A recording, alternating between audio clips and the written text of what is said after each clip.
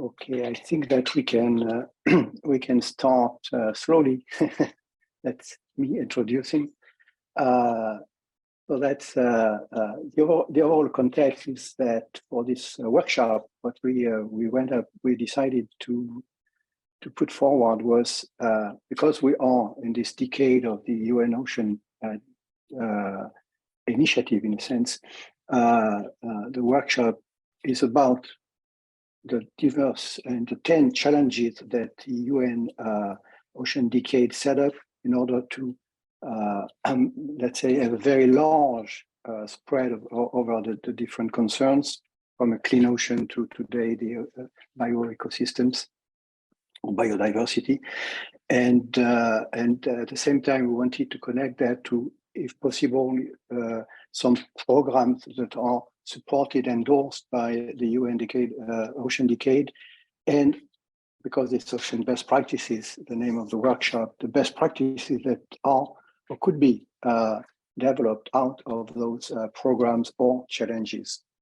So today we have two sessions. The first one and if you look on the agenda, be aware that it's a UTC time, so we are on time.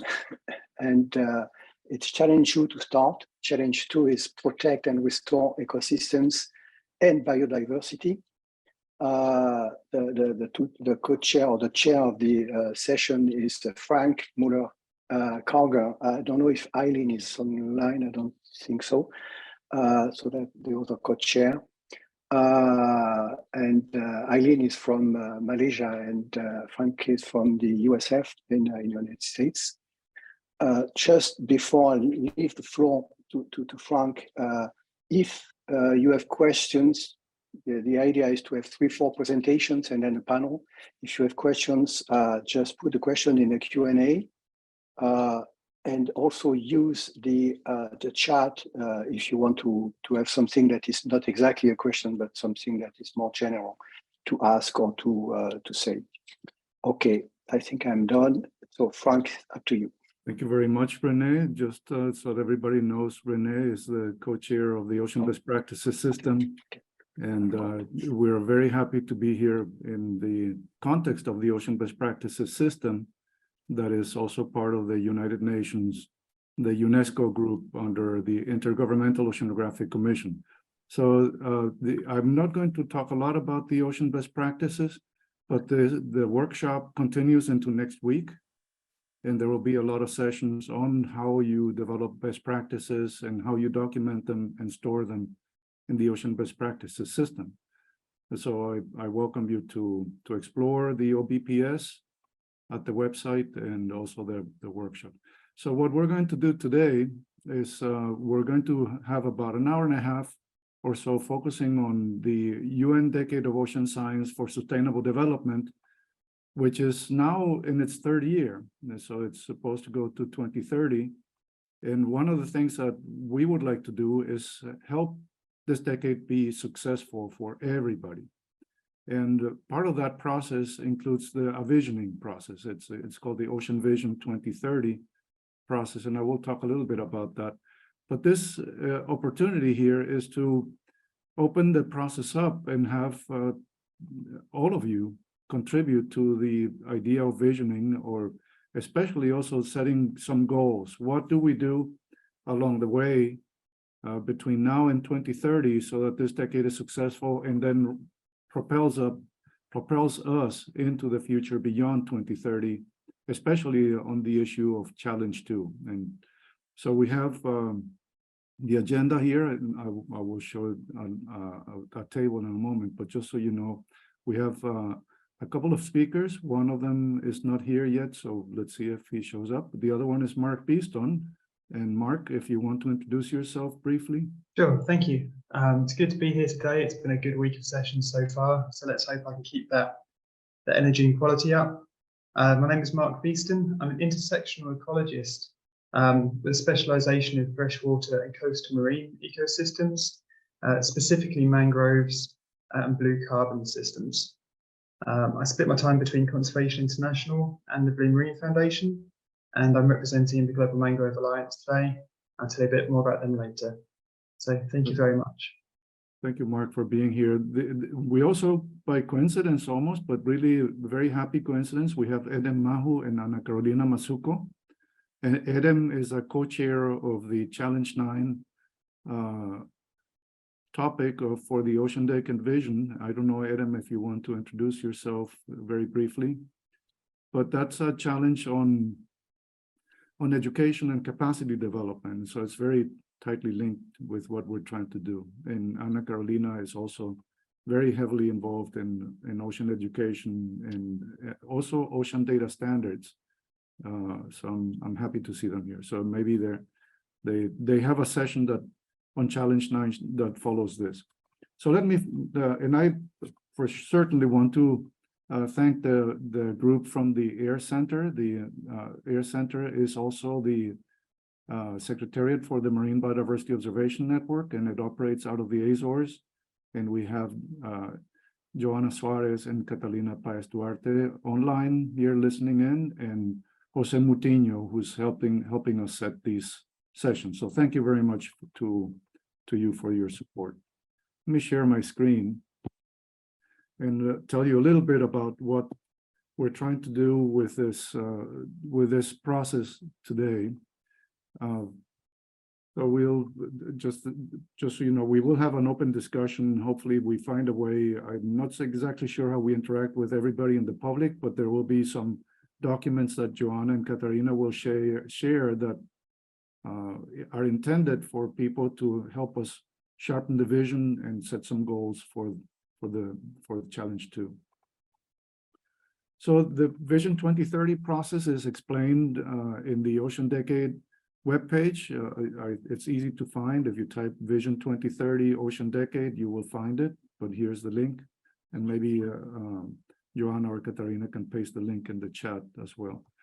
There's 10 challenges, and then there's a few expected outcomes from the decade. So this process right now focuses on these 10 challenges, and there's 10 working groups that are developing white papers. So this session today is to help you contribute to these white papers. The white papers are intended to be delivered in Barcelona. The Ocean Decade is calling for a conference in Barcelona in April 2024. Again, easy to find, and if you're interested in that meeting, please register. So Challenge 2, as René mentioned, is all about marine life and marine ecosystems, and how do you do sustainable development, which means to me that you have to also do conservation and protection, restoration, all at the same time, so that we can have these ecosystems and marine life have the ecosystem services for the future in a way that we and our generations to follow can use them. So it's all about restoration and conservation in the context of sustainable development. So the challenge itself talks about multiple stressors, how to develop solutions to monitor, protect, manage, restore ecosystems, and so on. So in this context, it's very closely tied to the Convention on Biological Diversity, the CBD, Global Biodiversity Framework that was approved in the Kunming-Montreal Protocol last December. And so this is an important opportunity for us to link the Ocean Decade in support of that process, as well as any other national process that you may be involved in. So keep that in mind as you sharpen the vision, as you make suggestions to sharpen the vision. These are the co-chairs of the different working groups. I'm not going to go through them, just so you know that there's people, real people behind this, and they're all accessible and ready to listen to you. And we have this working group that is, it's about 20 people.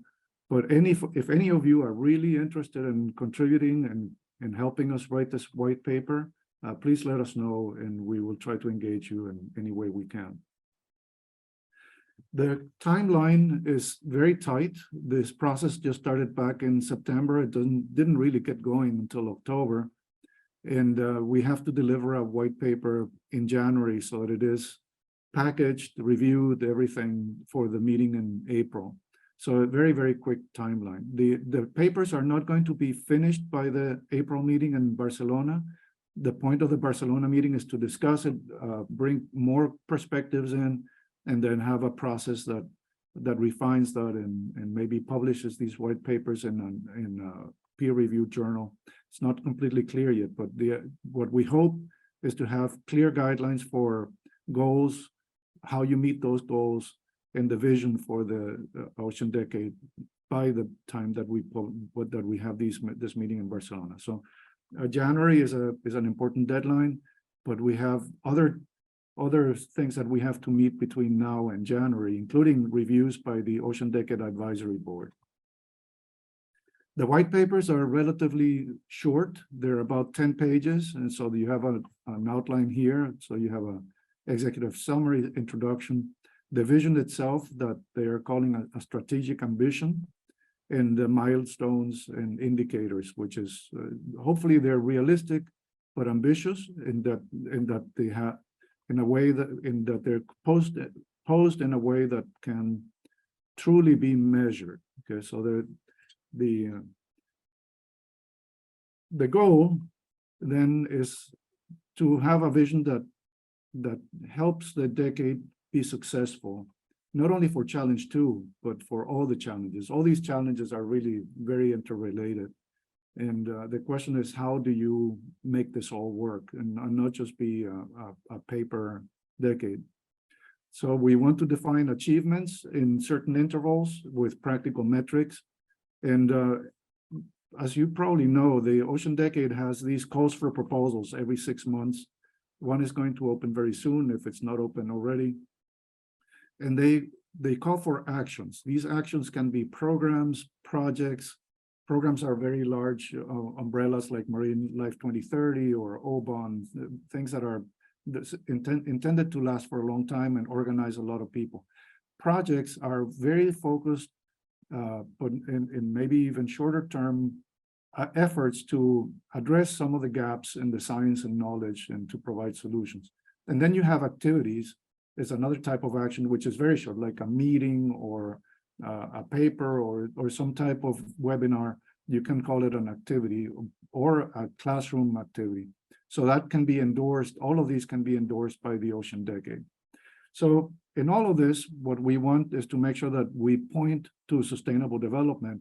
And for that, we need to talk to the people that we think are going to use the information or the metrics or processes or computer programs or any type of solution that we are going to produce. And this is the process of co-design. So are we doing co-design effectively? So what we've done so far with Working Group 2 in addressing Challenge 2 is this is the message that we provided to the Ocean Decade so far. We have a draft of the white paper, and I will walk through a little bit of that to see if you want to contribute to it. So we've had preliminary calls with the working groups. We've involved the early career ocean professionals. There was an in-person meeting in Malaysia that Eileen Tan, who's my co-chair for this working group, held in Malaysia. That's the World Congress on Marine Biodiversity.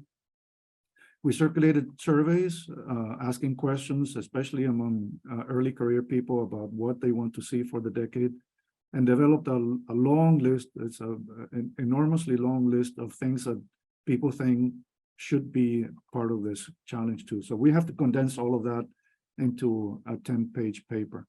So the whole point is that we want to do is inform management efforts. So that's in management depends on information. So part of the decade message is that we need to organize our information better in a way to forecast life in marine ecosystem services. So that's a challenge in itself. We need to do this in a coordinated approach, working with users.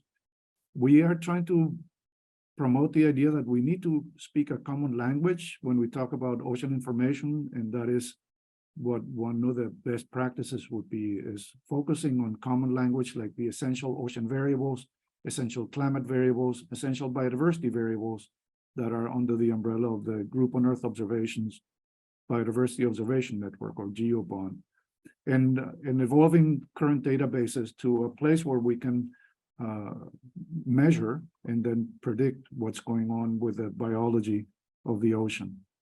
That requires an interdisciplinary approach that involves physics, chemistry, geology, and also socioeconomic information. And we want to emphasize that the ocean is interconnected in many ways. These challenges are interconnected. Information is interconnected. Life in the ocean has an enormous amount of connectivity, and without which biodiversity would not be there. So how do we bring these core messages into a challenge white paper? So again, this is the outline of the white paper. I'm not going to focus on this, but just so you see that we do have a structure already in place. And as we go through this conversation today, I would like you to focus on what actions seek to engage people broadly and contribute to a larger whole. What sort of minimum set of metrics, so measurements or observations, can we collect or agree on internationally so that we can share the data in a way that can be used for modeling marine life and kind of propose scenarios in terms of climate change and ocean uses. You hear a lot that people ask for people to share data. It's a problem because a lot of people don't share the data, or the data is not available because it's not formatted in the right way. So one of the things that we probably need to converge on is what are the data that people are willing to share, just like the weather system does, where they share a handful of metrics like temperature, humidity, and so on. Is there something like that that we can do for biology? We need to focus on co-design. So I've said that several times. And so that is working with the users and the stakeholders hand in hand to solve their problems and develop and implement a capacity sharing strategy that is coordinated internationally. Right now, we don't have that. We don't tell people how to manage information when they go through school. And so what we end up right now is a very chaotic way of managing, especially biological data, where it's very difficult to share and to understand changes. So the initial thought for the vision is listed here. I think Joanna has shared this in a document that all of you can look at. Is that we want sustainable development that includes conservation and restoration. We want wise management of human activities. So, and from my point of view, it's very hard to manage ecosystem or manage fish. So I think that we need to manage people activities, and that requires information. We want to have a major step in the quantity and quality of information that is available to do this. We need products that are co-designed with stakeholders. We aim to forecast life in scenarios of the future, both under climate change and human uses. Share capacity for wide and equitable benefit of the products of the decade, and have an approach that goes beyond 2030. So in my view, and this is what we have now that the working group has focused on for the white paper, is to take advantage of the Kunming-Montreal Global Biodiversity Framework as an opportunity to focus on goals and targets. For example, Target 21 is one on information management and knowledge management, and it goes very closely aligned with a sustainable goal, the development goal 14A, which calls for capacity sharing and technology sharing in a way that is coordinated through the Intergovernmental Oceanographic Commission. This is exactly what the Ocean Best Practices system does, and yet we have no indicator for this target or this goal. And the same thing for Target 21 from the GBF, the Global Biodiversity Framework. There's no indicator at the moment. These are complex goals and complex targets, so indicators are difficult to build. And so there's many other targets in the GBF that we could focus on, maybe take a few of those and have simple but useful indicators. So we need to have a better strategy on what to conserve. As you know, part of the Global Biodiversity Framework is this idea that we will protect or conserve 30% of everything, land and ocean, by 2030, and yet we have no good strategy to do that. How and what do we recommend to be conserved, and how do you pair that up with ocean uses and development? So energy extraction, windmills, fishing, tourism, etc. All of that has to go hand in hand with conservation. We need to have a better strategy for data mobilization and data sharing. We don't really know how to do that right now. The databases that we have are not interoperable. We're trying to do that, but I think that this needs a lot more engagement from people around the world. And we need to focus on a minimum common set of observations that nations can collect, because all of these goals and targets of both of the CBD, basically the Global Biodiversity Framework and the Sustainable Development Goals, is intended to be collected by nations and reported by nations. And it's not a bunch of loose scientists reporting to the CBD. It's nations formally reporting to these international groups. And so they need something that is practical and doable. And so we need ideas on exactly we can move that forward. So the Ocean Conference in April 2024 will assess progress that we've made over the last 3 years and see how we move things forward into the 2030 timeframe. And so the point of that meeting, again, as I mentioned before, is to discuss these white papers. So I think I'm going to stop here, but the point here is to reflect on everything that we're doing with the Ocean Decade, take this opportunity to be engaged, to participate in the process of developing the vision and mechanisms to track progress for the decade using these indicators, and just to invite you all to be involved. So thank you. I think that at the moment, what we can do is move Mark into the presentations, and then we can have an open discussion for the rest of the time that we have together. Sure, I can do that. Thank you, Frank. That was actually fascinating, to be honest. Okay, well, thank you for having me here today. I have to admit, I was looking forward to the talk on bioacoustics. It's a really interesting subject. So hopefully there'll be an opportunity for that later on this afternoon. For anybody who's arrived in the last few minutes, my name is Mark. I'm an intersectional ecologist. I'm here today to speak about mangroves on behalf of the Global Mangrove Alliance. This idea of best practice is actually really interesting. There's been some really good points across some of the sessions we've had this week. And it's really made me stop and think about the who, the why, and the how that are attached to everything we're doing, the products we're making, the projects we're implementing, and how we're approaching this notion of best practice. And really then how we can apply best practice effectively, and how they can help us progress towards achieving UN Decade challenges. So who are we? The Global Mangrove Alliance. We have 47 member organizations, including some of the larger NGOs in the conservation space. So WWF, Conservation International, Wetlands International, TNC, and others. And then we also, as an open organization, we're linked to smaller NGOs and individual projects who are working at site level in different countries around the world.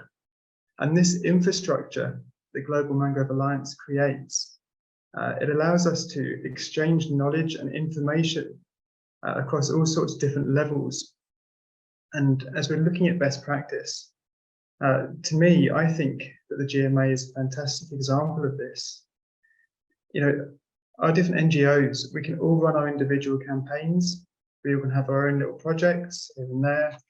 But in doing that, we're risking duplication of effort.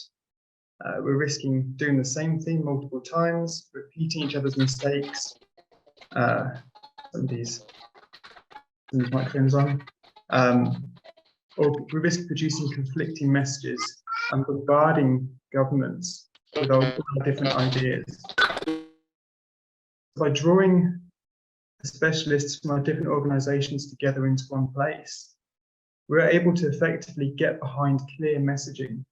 We can share our knowledge across organizations, and we can plan cohesively to create a global mangrove conservation strategy.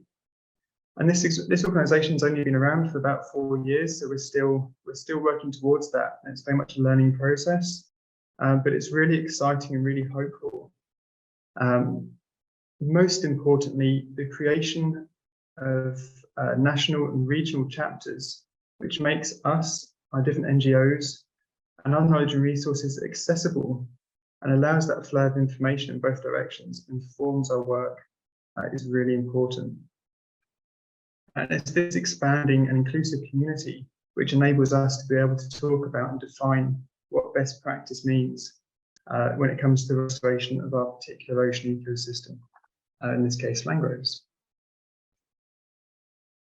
So why mangroves? I shouldn't need to introduce them to anybody here, but just really quick, these forests that grow in the intertidal zone, so regularly inundated twice a day by seawater, it's quite an extreme habitat.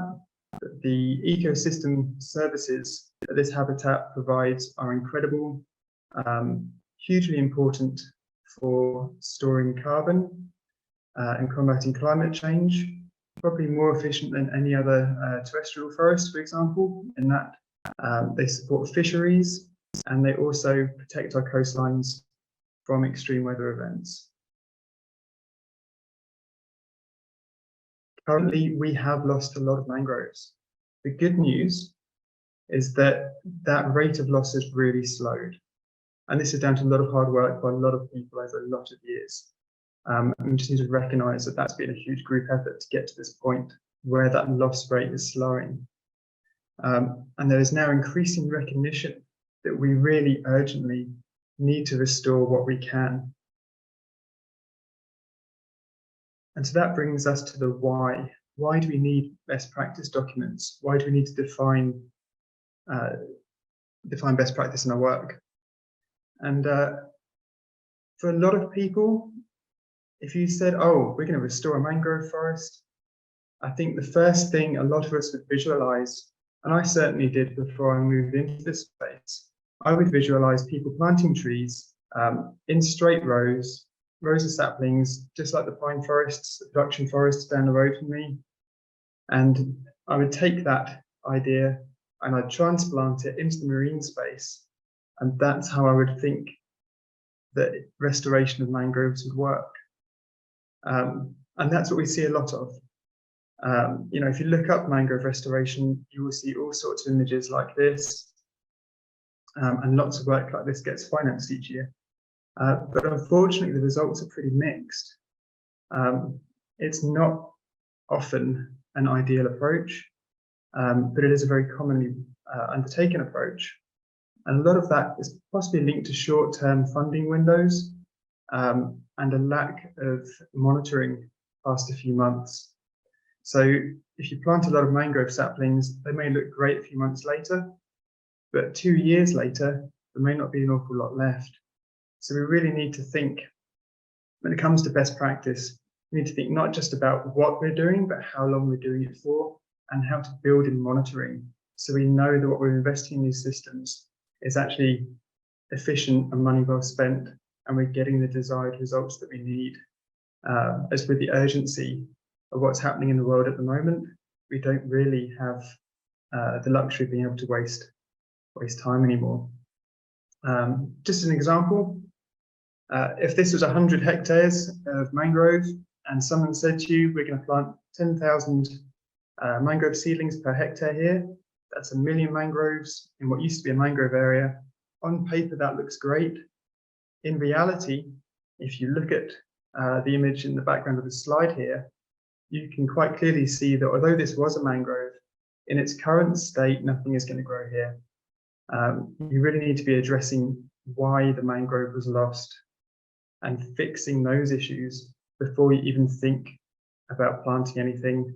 And honestly, if you restore the correct environment for mangroves to grow, they'll pretty often just come along and establish and regrow themselves. And so this is why we need best practice.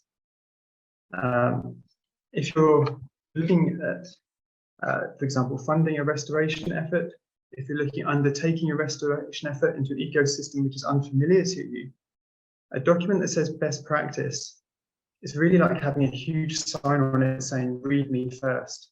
This is where you start. And having that starting point is incredibly important amongst all the, frankly, excellent products which are out there. Knowing where to start, which ones suit your system, which ones suit your context. That's really difficult, really baffling, and can take months to learn your way around it. So having that definitive best practice produced by a community, not by any one organization, that gives us that point to start and that point to step into this world of ecosystem restoration. And so where it's community-based, we can actually use this for not just restoration people working on the ground, but also if you're in coastal management, if you're in the private sector or an investor, a best practice document allows you to pick up one thing and understand a little better the complexity of what it is you're dealing with. So one thing we do in this, which is probably key to our work, is crucially, we're going beyond biophysical restoration. So we're going beyond just how to bring back the nature part. And we're really looking at inclusive design approaches. We recognize that people and nature are intrinsically linked, and especially in these productive coastal systems that support so many human needs and human livelihoods. So our guidance is centered around approaches which integrate local stakeholders into restoration planning and management. I think this really reflects a lot what Frank was talking about earlier. And so if we can shift the way project design is approached, if we can shift the way people are thinking about this, then we're really taking that best practice into a personal level and shifting our whole mental approach. You know, we're no longer thinking about planting rows of trees, we're thinking about community needs. And as we go through the actual guidance document, we lay out 6 principles that can really help focus your thinking as you move through. So these reflect very closely the principles for high quality blue carbon, which we released at COP last year, and which were aimed very much at the blue carbon crediting market and how to make sure that goes in the right direction. And these, really quick, these 6 principles: safeguard nature and maximize biodiversity. That's often the first reason why we're here and looking at this. Employing best practice, which we are now defining and which others, the Society of Ecological Restoration, have just defined best practice across all sorts of systems, and which the UN Decade is doing here is bringing together those best practices together. We empower people and address their needs. So when we're approaching restoration, we're not approaching it in the way of looking out for a space that we think needs action taken and then going there and saying, hey, we need to fix this. With the infrastructure that the GMA has built, what we're able to do is we're accessible, so people can come to us and we're able to facilitate change which is guided and decided on by people who are living in these systems and who are reliant on them daily. So we're trying to shift thinking away from telling people what to do and more to facilitating people to be able to have more options and more choices and to really take control of their own systems and their own land that they're responsible for. And in doing that, we have to be mindful to align to a wider context. We need to think about national policy, national goals, and how at the project level what we're doing fits into those. And then designing for sustainability, we need to make certain that any restoration intervention that we carry out is going to persist. There's no point doing something that's going to be gone again 3 or 4 years later. We need to be thinking on decadal timescales and really making certain that any actions we carry out are done in a way that they're aligned with the needs of people who are living there, and therefore, in harmony, we can keep the ecosystem growing and preserved generations to come. High integrity capital, it will not always confuses people. In its simplest form, we're looking for investment where we're getting money from a good place, we're using it for good things. And this is really my favorite, very much centered around looking at how we can support people in this. So the guidelines themselves, this is a practical document. It's laid out according to the stages of project implementation. I must apologize, my time has gone off, so please do let me know if I'm running over. It's laid out in the stages of the project cycle, so you can pick this up and work through it step by step. As you work through it, you do always need to stop, see what's working, and if nothing's working properly, go back to the beginning, readdress, and bring that adaptive management approach into your thinking. So we can apply up-to-date management principles into ecosystem restoration at a very grassroots level. I'm going to whiz through this so we can get to the discussion, which is always the good bit. We started with goal setting, and the first thing we're looking at is who is living in an area, what stakeholders are there, what are their needs, and how can they be integrated into project design to make sure that it works for everyone. Whether the site can be restored or not, because if we go in there thinking about planting and not about ecosystem restoration, then it may be easy to think, oh, we can just plant. You're going to miss the cause of loss, and maybe you might be working in an unfeasible location. As we move into project design, community-based ecological mangrove restoration has now been around for a couple of decades. It's tried and tested, and what we're doing here, I'm going to sound a bit like a broken record. We're championing approaches which bring people into the process. We're looking at talking to people what was here 10 years ago or 20 years ago, what their grandparents remember, and looking at how we can get back towards that kind of system, towards that kind of environment, whether that works and meets the needs of people living there, and whether it's feasible to do so.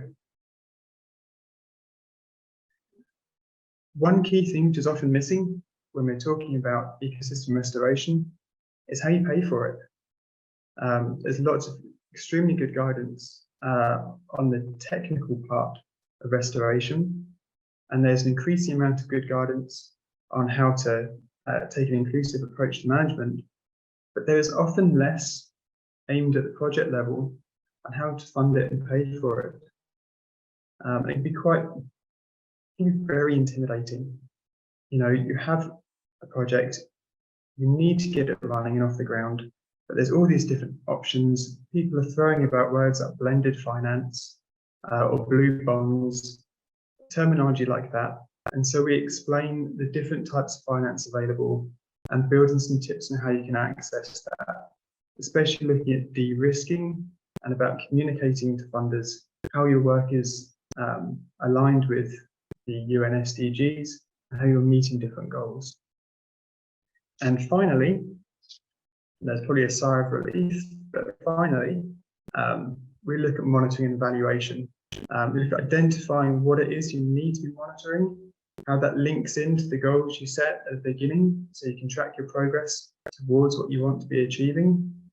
And also by making sure that we're including monitoring and long-term work, not just how to restore at the beginning, but also trying to make sure that people who are reading this are thinking at those decadal scales, and also thinking about how they're able to fund and maintain and keep their work alive and going over the long term. The best practice does not exist on its own. We've laid out project management and implementation, but we're looking at modular structure. Whereas needs change, we can add on different approaches to fit different outcomes. So the first modular add-on is related to blue carbon, which is obviously very topical right now. So we're bringing guidance on how to restore specifically the climate mitigation benefits, how you can align your restoration projects with nationally determined contributions, how you can record and measure your greenhouse gas impact of your work and record that in a way that's compatible with the needs of national greenhouse gas inventories, and also how you can monitor and plan your work to access long-term income in the form of blue carbon credits. So I'm bringing to the end now. I hope I've got time for questions. Thank you for listening. These best practice guidelines are released next week. The QR code on your screen will take you to the Global Mangrove Alliance website, and they will appear there in the next few days. So bookmark that so you can access them. And thank you very much for the opportunity to speak today and for your attention. And let's go to questions. Thank you. Thank you very much, Mark. This is really a comprehensive overview, and I'm glad to see that presentation from the Global Mangrove Alliances. Always wanted to see a little more detail. So you're very welcome to join us in this effort. And I think that you have a lot of guidelines already that are applicable across many types of restoration, and we'd like to see how we can pick that up. Some things that seem common sense, like adaptive management, I wonder, maybe it's not that common sense and it's not very widely applied, but it's a good recommendation.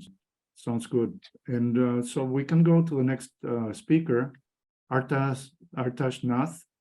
And Artash, maybe you can introduce yourself briefly and go into your short presentation. Okay, great. Thank you, everyone. I'm Artash Nath. I am a student from Toronto, Canada, and I work in ocean research and using technology for public good. It's great to be speaking at the OBPS Session 2 Challenge Workshop. I wanted to talk to you real quick about my project on the solids of global oceans, the acoustic impact of the COVID-19 lockdown. So how underwater ocean noise pollution changed during the COVID-19 pandemic and the lessons we can learn from that and apply to these different challenges. So as you may know, underwater, there are several different types of sounds. So there's sounds of geophony, which are the natural sounds of the earth, which could include rain, wind, and seismic activity. Second, there's a sound from biophony. And these are the sounds that are caused by marine mammals, like whales, dolphins, fishes, and aquatic plants. And finally, there's anthrophony. And anthrophony is caused by commercial shipping, oil exploration, and other human activities that cause noise underwater. And this does go in line with the challenge 1 on ocean noise being an acoustic pollutant. But I'm going to cover how the different aspects of my project apply to different parts of the challenges as well. So unfortunately, over the past 20 years, the amount of marine shipping has nearly doubled. And now 80% of global trade happens via marine shipping routes. And unfortunately, these ships create noise in the lower frequency bands that intersect with the sounds created by marine mammals that communicate and navigate, which can cause and increase the risk of whale ship collisions, as is shown on the diagram on the bottom. So geological noises underwater happen between 0 and 10 hertz. On the other hand, noise from ships happen between 10 to 100 hertz, and other geophony kind of noises happen above 100 hertz. So I was able to use this information to later extract the sounds from shipping noise underwater. But the issue with underwater noise as an acoustic pollutant is that it's very hard to get a baseline for underwater noise, because every year there are more ships in the water, meaning noise is constantly increasing every year. But enter the COVID-19 pandemic. In 2020, there was an unprecedented decrease in marine shipping across the globe, which provided an opportunity to make a baseline of underwater noise and observe how a decrease in shipping could affect the underwater soundscape. So to do this project, I looked at hydrophone data or underwater microphone data from 7 observatories around the world, located in the Arctic Ocean, Atlantic Ocean, Mediterranean Sea, and so on. And these hydrophones were run by various organizations around the world, like NOAA in the US and Ocean Experts Canada in Canada, where I live. I ran through a 5-step methodology to process the underwater noise data. So real quick, the first step was data preprocessing, which was just resampling data, then Nyquist resampling, so I could get all the data to the 63rd hertz octave band, in which shipping noise is prevalent. Then breaking up the sound files into power spectral densities to extract noises at different frequencies for eliminating the wind effects, the effect of noise on the underwater data. So I could extract only the noise from ships. And finally, extracting the noise in the 63 Hz octave band and comparing the noise before the pandemic and during the pandemic. To do my analysis, I used several open source libraries. My results showed that underwater noise during the pandemic did decrease at all 7 locations in my study. The largest decrease was in Georgia Strait in Canada, and similar decreases at similar time periods were seen across the world. I was also able to extract the 25% exceedance levels, which shows the amount of noise above the 25%, the average of the top 25% of noise. And what this tells you essentially is the decrease in the loudest noises underwater. And this study showed that the decrease in the 25% exceedance level noises was much more than the other decreases that were found, which means that the decrease in underwater noise during the pandemic was driven by the louder sounds underwater, which can be associated with shipping noise. To validate my analysis, I used data from the automated identification system data, which shows the motion of ships over time. And I was able to find that the sharpest or the highest decrease in underwater noise linked with the areas that also had the sharpest decrease in shipping traffic. And the largest decrease in ocean noise was seen at places that had both commercial shipping and recreational shipping traffic. Throughout my analysis, I was able to find a clear intersection between the sounds from marine mammals and shipping noise, which really here's the crux of the project because it shows and proves how shipping noise can interfere with the whale vocalization, as is shown by several other studies.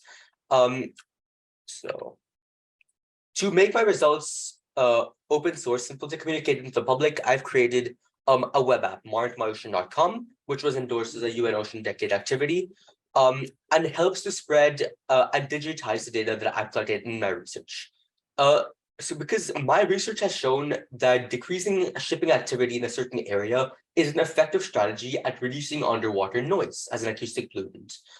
So in the future, we can have strategies like moving shipping lanes and having moratoria on new shipping lanes in the Arctic, for example, as a strategy to reduce underwater noise and help preserve our ecosystems underwater. As many of you know, next year, deep sea mining may get approved as a strategy to get minerals and resources from the sea floor, which will have a huge impact on different organisms that we may not even know of that live on the sea floor.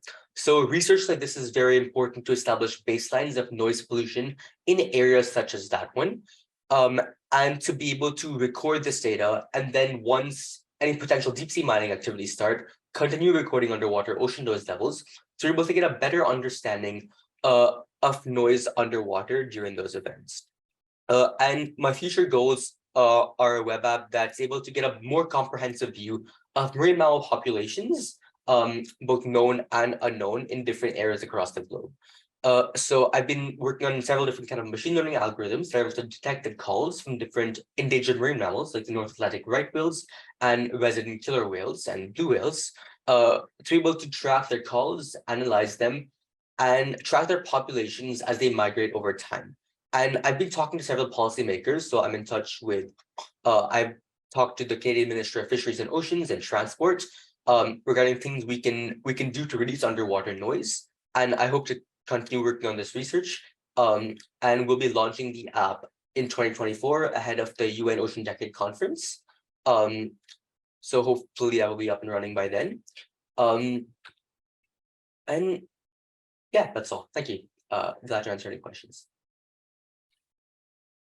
Thank you, Artash. That's really very, very interesting. I may contact you afterward after seeing this presentation. This is very relevant to the global ocean observing system. The process of the essential ocean variables is now evolving and including an essential ocean variable on ocean sound. And there's a set of criteria for guidelines for this EOV. that maybe you can review and comment on. So I welcome that very much. So this is really impressive work. Thank you. I wonder if there are questions that we can answer now. There's a couple questions for Mark. One on how do you find funding for this in developing nations? That's a very common question.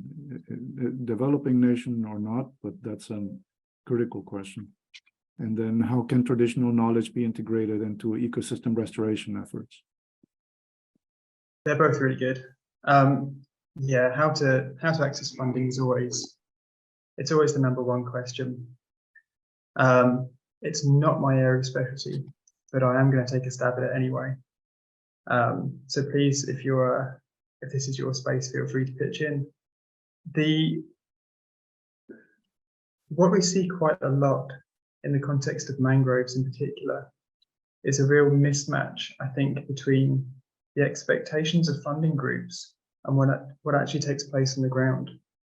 So, we have that preconceived idea of those nice neat rows of trees, find a patch of ground or a patch of intertidal, 6 months later, they're planted, everything's great, cool. And so we have that idea of what something might look like.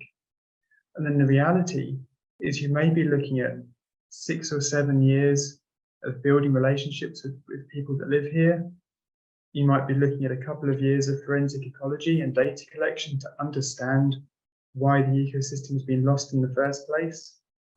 And then actually restoration might be something as simple as digging holes. Like you can restore a mangrove without planting a single tree. If you're looking at land that's been converted to shrimp ponds, for example, and the shrimp ponds are no longer productive, land is sinking, it's a real mess.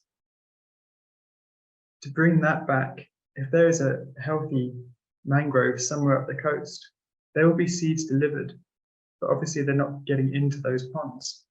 So to fix that kind of situation, you're just going to be knocking down those pond walls and then digging channels and then allowing nature to reclaim that space. And so that mismatch, when what you're looking for is funding to hire a JCB to go and knock some walls down, but what the funder is looking for and what they envisage is photographs of lines of people up to their knees in mud planting trees. That can be a real hurdle, I think. And that's, there's a real need for us to shift the narrative around those preconceived ideas of what restoration looks like. To think about,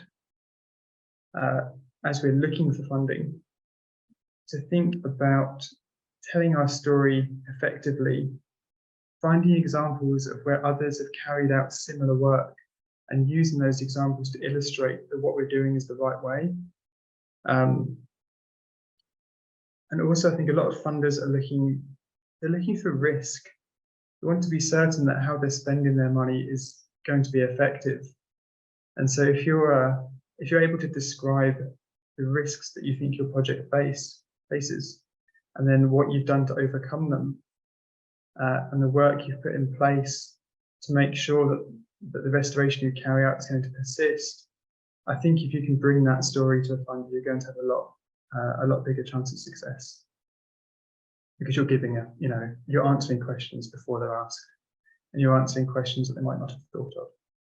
But yeah, it's very difficult. It's very, very hard. What was the other one? I don't know if you want to tackle the other one in terms of how do you bring traditional knowledge into ecosystem restoration? Yes, thank you. Honestly, I meant to touch on that when I was speaking. I'm not the world's best public speaker. I'm probably the first person to admit that. Although I am very passionate about what I believe in, which kind of helps. Often, historically, I think often there has been an approach of applying knowledge to a place without talking to people that have been living there for generations, and then wondering why things go wrong. One thing which is very clear within the guidelines we've laid out, within the best practice, right up there at the beginning of project design, the first thing we say is identify who is living somewhere and how they interact with the systems. And the second thing we say is go and talk to them. Go and talk to them, because people that have been living in an area are going to understand that area generally better than I will, having just arrived there. And it doesn't matter how many mangroves I've crawled around and things I've studied and data I've collected and whatever else. I've not lived in that spot all my life, and you can't really beat that. So yeah, it's right up there. It's one of the first things you need to do is bring people into your planning, bring people into how projects are managed. I don't mean design a project and manage it and then go and talk to people on the side. I mean, actually make sure that Indigenous people, local communities, marginalized groups, make sure you reach everyone and make sure people are actually represented meaningfully in project management and ideally in project ownership. And if you're looking at a restoration project which is accessing the carbon market as a source of funding and long-term income, then that goes double. You really need to make certain that people are in control of their own decisions about how their landscape is managed, and especially that if there's money coming in, for example, from the sale of credits, that's going to the people whose land it is, and it's not disappearing into middlemen, and it's not disappearing into agreements which perhaps don't place those people first and foremost. I hope that answers.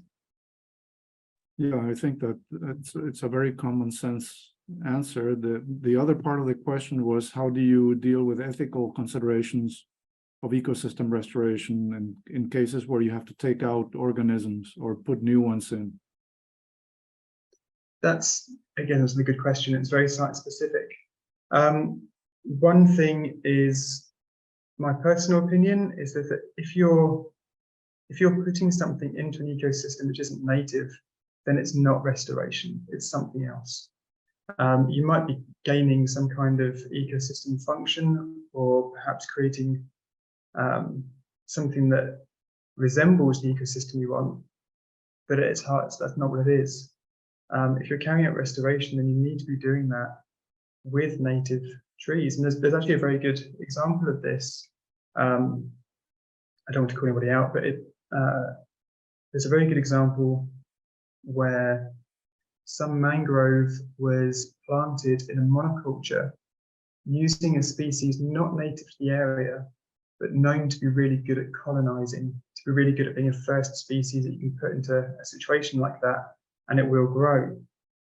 A few years later, there was an extreme weather event that pretty much destroyed all that new plant, all that, I don't want to say planting, but I guess it was planting that had taken place of the non-native species.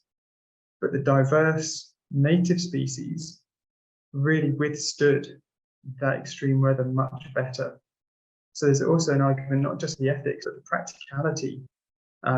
If a species has evolved and been in a place for forever, then there is no substitute that you should be using. And when it comes to taking species out, that's a very emotive question as well, I think. With mangroves, I'm trying to think for a good example. Grazing animals is probably one. And for me, that would revolve around making sure that there is provision for grazing so that livestock keepers aren't impacted, and you're able to fence around your restoration area without it really having a negative effect on people. Invasive wild animals in mangroves, feral animals are really going to be pigs. And that's, yeah, good question, actually. I don't really want to dive into the ethics of whether we should be,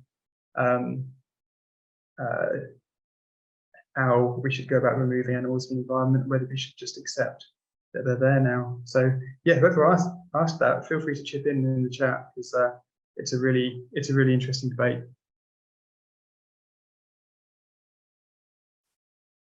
That was posted by an anonymous attendee in the question and answer box, but if that person would like to comment further, they're welcome to do so. I There was a posted the person- link. Sorry, go on. Go ahead, Mark.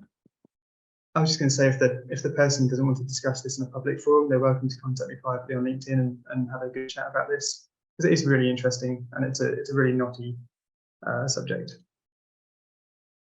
Yeah, I mean, it's one of the questions that is also touched on by the Kunming-Montreal issue in terms of invasive and alien species. And I think it's an important point to have some guidance on how you deal with that.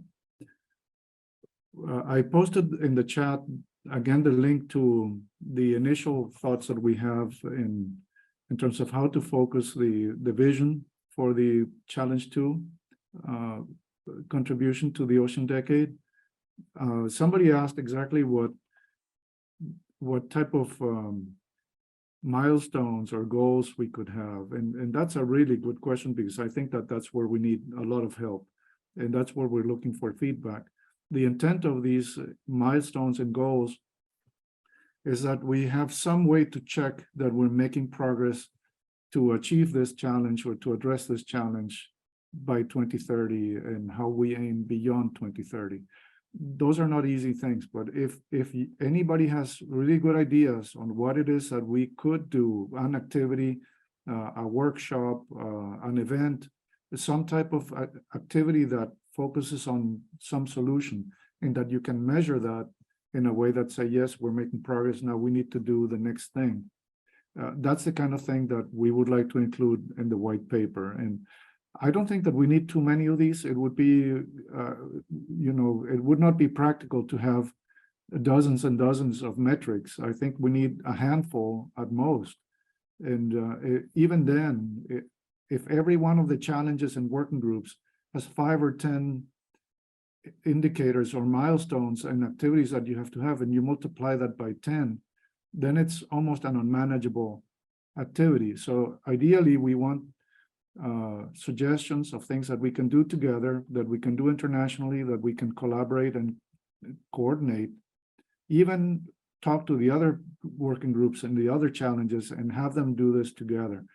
So that way there's some synergy between these working groups. Otherwise, it may become an unmanageable activity. So, and the other thing is that a lot of the things that we're talking about under the Ocean Decade at this point are not funded. If somebody has a very good idea for an activity that can help us move toward restoration in a way that is coordinated, and I think the Global Mangrove Alliance obviously has many good ideas, but what is the one idea that we can apply in link to the Kunming-Montreal targets, for example, in measuring ecosystem extent of a particular type? Can we improve on the way that the mangrove maps are done? And a lot of people use your products, Mark, and yet when I go to a specific community in Belize or in South America, we have some comments here at the GeoBond meeting, then people don't know, well, how do I increase the spatial resolution of that? Or how do I know that this is an accurate map of this or that kind of mangrove? So maybe we don't want to get too much into the details when we try to propose an activity, but can we improve the current products and even see how, for example, coral reef maps, seagrass maps, and mangrove maps can be joined to do blue carbon activities for some countries, because there's a lot of people interested in that, and yet the data is all dispersed in different products, and some of them are very poorly designed, like seagrass maps or coral reef maps. They're not as good as yours and the Mangrove Alliance. Yeah, there's thank you for that. That's quite nice to hear. Well, not nice in that there's not better products for all systems, but it's nice to hear that we're going in the right direction. Yeah, the Global Mangrove Alliance has a suite of linked products that are all complementary, and one of those is the Global Mangrove Watch. And I think that is just www.globalmangrovewatch.org off the top of my head. But if you do have a look for that, There is basic data in there on mangrove extent, gain and loss over time. And that also links to whether mangroves are covered in NDC goals. And there is national level data on blue carbon within those ecosystems. So it's getting better and it's quite good as it is. For more fine scale work, the Smithsonian Institution, they have the Coastal Carbon Atlas, I believe, off the top of my head, which is another really good data repository. And that's looking at more fine scale data aimed at greenhouse gas inventories, I believe, rather than in identifying restoration priority areas or in being able to get a being able to get an approximate estimate of the impact of your work, which you can do with Global Mangrove Watch. I think there is a Global Seagrass Watch that is underway, and there is definitely a salt marsh map, which I think has just been launched in the last couple of months. That might be a little bit older, but that's in development as well. So this is coming together. It would be good to see it in one place. I don't know if the website might crash if we try to put all that much data into one thing, but that's a question I think for tech heads rather than for myself. Thank you, Mark. I wonder if there are other questions for Artash. There was a question in the chat that I think was answered adequately. Are there other questions for the speakers? Or I see some people are already working on the online document, so I thank you very much for that.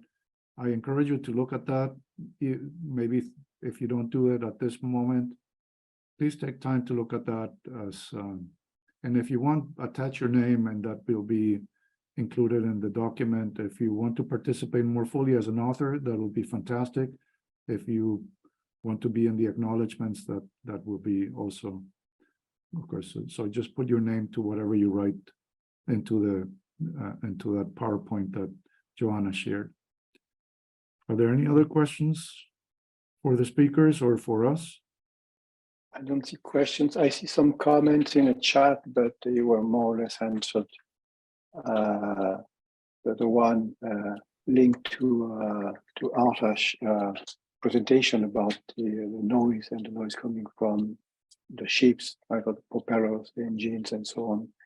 That's a global discussion on electric propulsion versus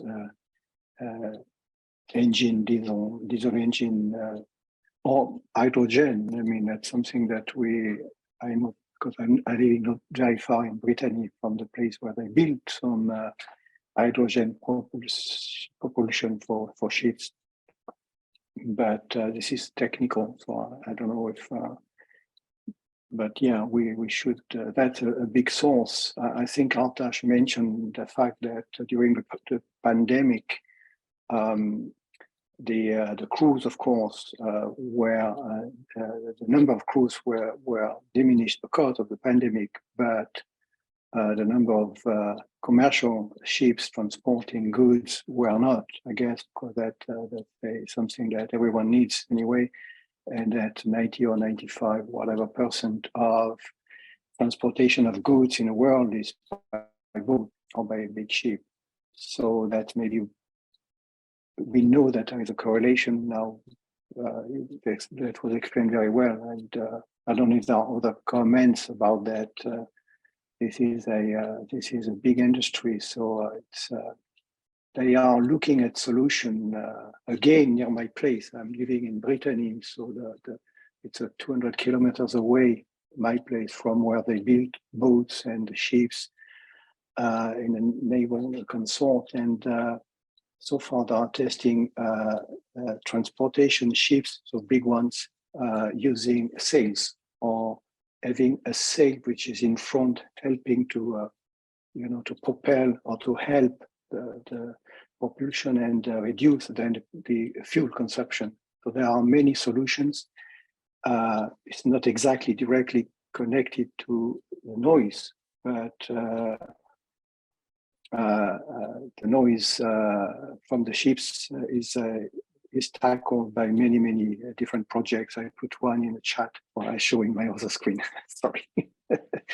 But at the EU level, within EU project, and so that's a big concern when you see dolphins or whales beaching, and you don't know exactly why. I mean, maybe the noise, maybe something else. So I don't know if you have comments about that. I don't know if Artash has a comment. My comment would be, how can we turn this around into a recommendation for the ocean decade on energy uses or noise pollution in a way that we can measure? Is there an indicator on, and I think that maybe Artash, I don't know if we lost, seems like we lost. I think we lost him.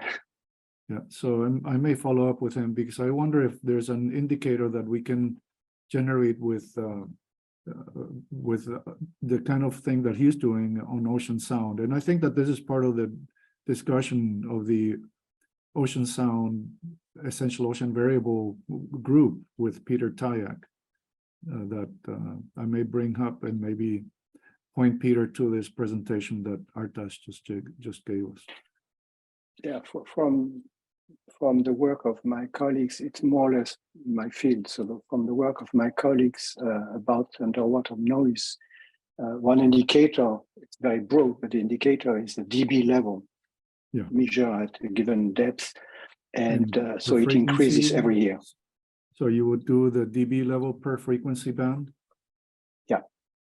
And places in the world as well. I mean, Artash was showing that on the route of the cruises or the transportation, probably if you measure there, the noise is, even though the noise is spreading a lot, but it's possibly more intense there than other places. I have to ask my colleague working really directly at that level. And there were an incentive many years ago for a lot of, especially the Navy, is Navy all over the world.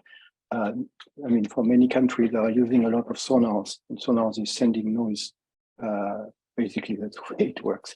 And so there were an incentive to limit the level that at one, of the ping of the sonar to a given number of dB. But I don't know if that was followed or not, but there are things like that that could be indicators. I send a request to my colleagues to give you some more insight on it. Yeah, I think that Kerry Howell had a comment in the chat that I think was relevant, and Kerry is very involved with a group called Challenger 150, which organizes under the Ocean Decade as a program to look at the deep ocean and deep ocean biodiversity. And I would welcome very much, Kerry, a connection to Challenger 150 to try to bring ideas into this white paper. So if you want to follow up, please do so, and follow up with Challenger 150, and then also get back to me, unless you want to have a comment at the moment. I don't know if that's possible, if Kerry can be. That we have to ask Joanna to allow Kerry to open the mic or something like that. Joanna? And in the meantime, while we figure that out, Audrey Darnaud, who is also part of our working group and writing group, is very interested in bringing connectivity into this, into the framework, which is it's a critically important point. And the question is, how do we bring connectivity? So without connectivity, obviously, there's no advance in life and evolution and so on. And so it is an important question, yet exactly how we bring metrics to pose to this challenge for the decade is something that I would like to know. So Audrey, you're welcome to to chime in and give us those metrics. I see that Kerry is online. I mean, Yeah. she has been upgraded. It's like when you take the plane, you know, this business class now. Kerry, welcome to the Sorry. conversation. Hi, Frank. Hi. Yeah, I think the white paper is really challenging. You know, coming up with some measurable outcomes or things that we can say by the end of the decade. Have we succeeded in this challenge? Have we addressed this challenge? And coming up with things we can measure that will help us understand whether we have addressed this challenge is really difficult. And yeah, I'd be very happy to help with this task, because I do think it is a difficult thing to do, but we do need some way to assess how we've done in looking at this biodiversity challenge. So yeah, I'm happy to help. I don't have any immediate thoughts, but I can also take your questions back to our program and seek some wider input as well, and feed into this white paper process. And thank you for leading it. I think we all appreciate it. Yeah, thank you, Kerry. Please follow up with me. There's no question. We want this paper to reflect everything from the watershed to the deep ocean, from the surface to the bottom. Everything is important, and we want to have a consistent approach and some good guidelines for people that are then, you know, going to write action proposals for the decade. And maybe there's already some relevant ones under Challenger 150. Great, thank you. Audrey? Yes, hello everybody. Thank you for the presentation. They were very interesting. The point that I wanted to make is it's important to identify what we want to protect, but also where it will be the most relevant to protect it. And I think we should have a holistic or global approach regarding this. Like even, for example, for mangroves, we should think maybe globally, looking at the world and the different places where they could be protected, and trying to maybe anticipate the changes that are going to happen, places that will be more favorable for mangrove than others, places that could be corridors allowing mangroves to recolonize other places if they disappear somewhere, and places where we could have refugia against problems. So I was just thinking that we need to think in terms of connectivity for different reasons. The first one is because if you want to protect life, you need to make sure that if one population got extinct, it will be recolonized from another place. And in terms of the ocean, everything is interconnected, but also in terms of equity. Like if you want to the ocean decade to be successful, you will need to think in terms of because at the moment, the most of the knowledge that has been produced by countries from the north. Well, sorry for the term, it's maybe not the best one, but and we lack a lot of data in other areas, but also in terms of the species that need protection. They have been selected by European and American or Australian scientists, and the rest of the world might have other values in terms of identifying the marine life that we need to protect. So just thinking, like, if we try to have a global approach in terms of looking at one ocean that is interconnected, and everything we identify we should protect, we try to set up co-working groups that will identify what to protect, what is needed in terms to answer the global needs of the world, not only one part of the world that has been leading science so far, but also then we try to come up or suggest the establishment of frameworks for management that will be interconnected and that will manage the world or the ocean of the world in a good way. I think that will make this a success. So yeah, connectivity between people and between ecosystem and resources, I think it's key to look at it and include it.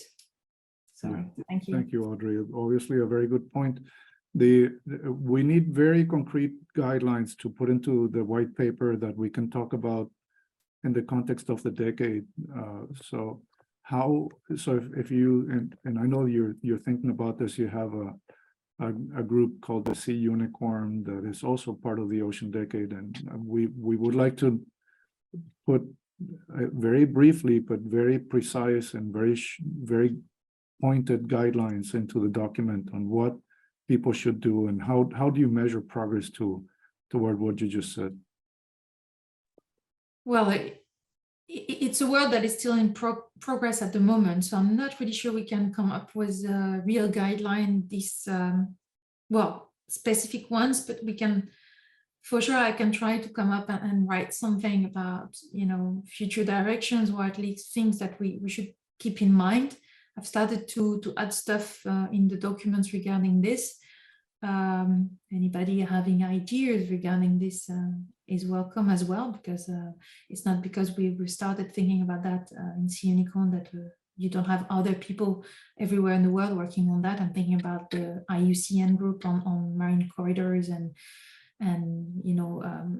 connectivity, and so yes, but I think clearly we should at least mention it, that it has to be taken into account, and we need more effort and coordination regarding assessment of the connectivity of ecosystems and resources, but also assessment of the connectivity of human communities and the way they use the resources, to make sure that the management strategies that are put in place in the future in one country are harmonized with what is done everywhere else. Otherwise, we'll lose the resources. Like, we will fail if we don't consider the fact that it's transboundary and it can travel everywhere.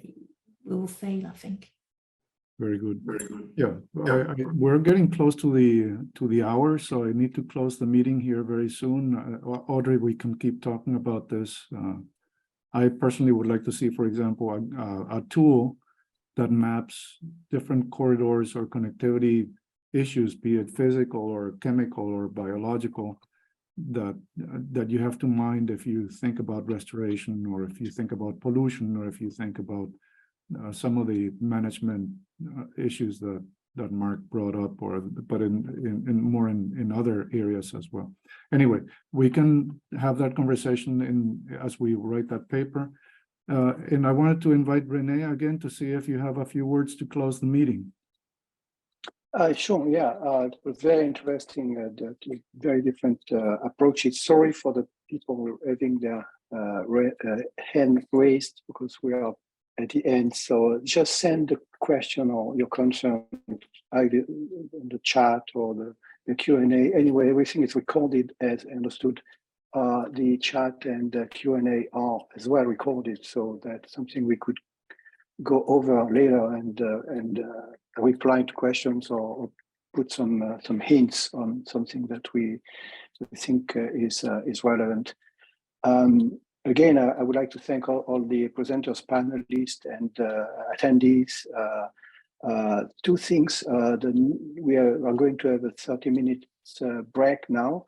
The next and last session will be about Challenge 9, Skills, Knowledge, and Technology for All, which is very, very interesting, and led by Edem Maou from the University of Ghana and Carol Mazuko from, I don't remember, in South America.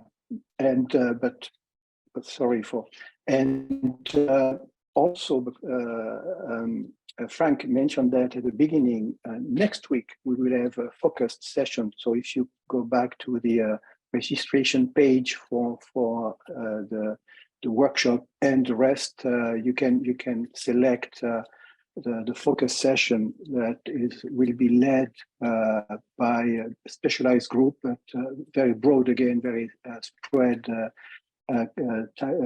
topics, and so I encourage you to look at and just to sign up on the diverse